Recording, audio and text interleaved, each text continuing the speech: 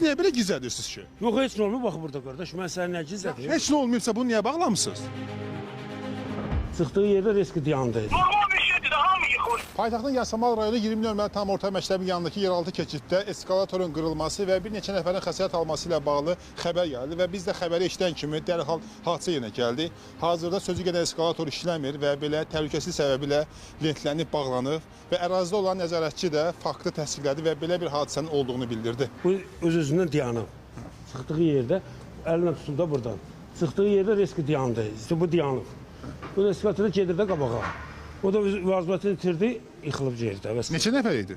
3 nəfər idi. Yüngül var, biskaz sirildilər və s. Bəs onlara kim kömək elədi ki? Biz kömək elədik. Orada elə bir hadisə baş vermir. Sadəcə olaraq eskalatordan qalxanda biri balansını itirib biraz yıxılıb. Xəsarət alanların olduğu bildirilir axı. Xəsarət olanlara görə də xəsarətli bir şey yoxdur qardaşım. İnsandır da geçib orada yıxılıb, saxlatdırılmışız. Hadisə baş verir, sən bizim o elə bir global bir problem deyil. Normal bir şeydir, hamı yıxılır. Əgər heç bir hadisə baş verməyibsə, bura niyə bağlamısınız, lentləmisiniz?